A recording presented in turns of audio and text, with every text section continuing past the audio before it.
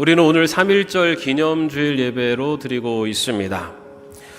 이 예배는 단순한 기념 행사가 아니라 우리의 신앙과 역사를 돌아보면서 하나님께서 우리 민족을 어떻게 인도하셨는지를 되새기는 중요한 시간이기도 합니다. 3.1절이 단순한 역사적 사건이 아니라 민족과 신앙의 정체성을 다시 세우는 날이 되었듯이 우리 교회가 걸어온 35년의 길을 돌아보는 이 때가 하나님께서 우리 교회를 통해서 하신 일들을 기억하며 또 앞으로 나아가야 할 방향을 새롭게 바라보는 기회가 되어야 할 것입니다. 오늘 우리가 읽은 본문은 출애굽한 이스라엘 백성이 광야를 지나서 가나안 땅으로 가는 길에 모압 땅에서 머무를 때 일어난 일입니다.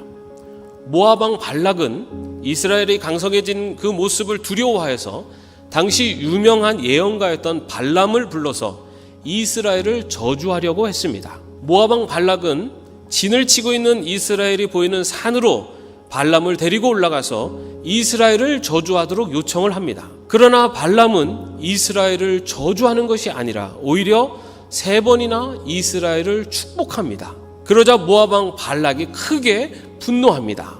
우리는 이 사건을 통해서 한 가지 깨닫는 것이 있습니다. 그것은 하나님의 백성은 하나님께서 지켜주시기 때문에 결코 멸망하지 않는다는 것입니다.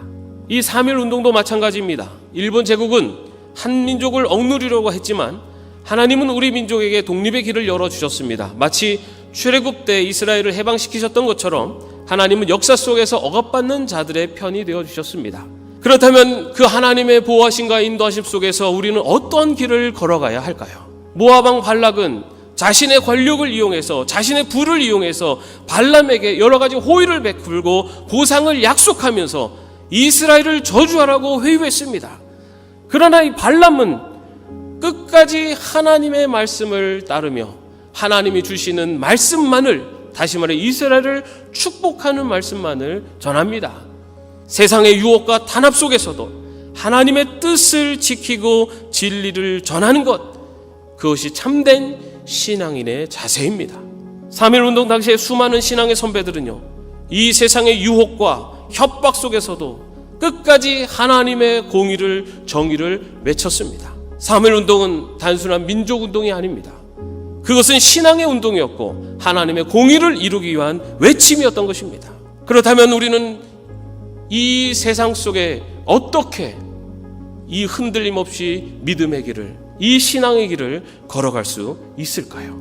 1919년 3월 1일에 서울을 비롯하여 평양, 선천, 원산, 의주 등 12개 지역에서 교회를 중심으로 동시에 만세운동이 진행되었습니다. 당시 성도들에게 뿌려졌던 독립단 통고문이라는 전단지가 있었습니다.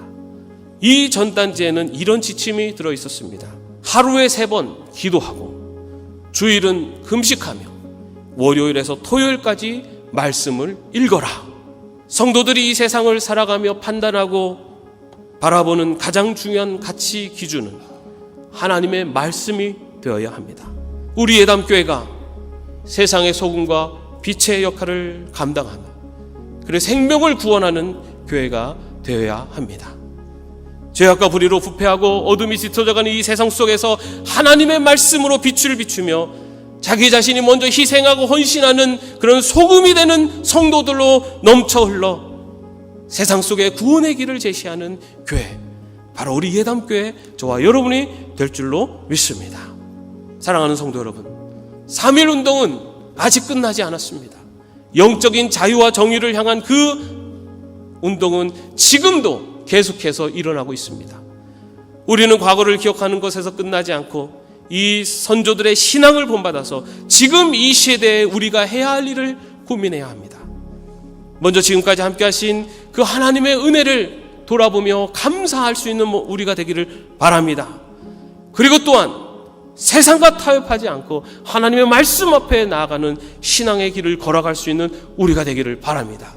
이를 위해서 말씀과 기도의 자리로 나아가고 빛과 소금의 역할을 감당하며 다음 세대의 신앙을 대승해 갈 수 있는 준비된 예담교회 저와 여러분이 되시기를 주님의 이름으로 축원합니다.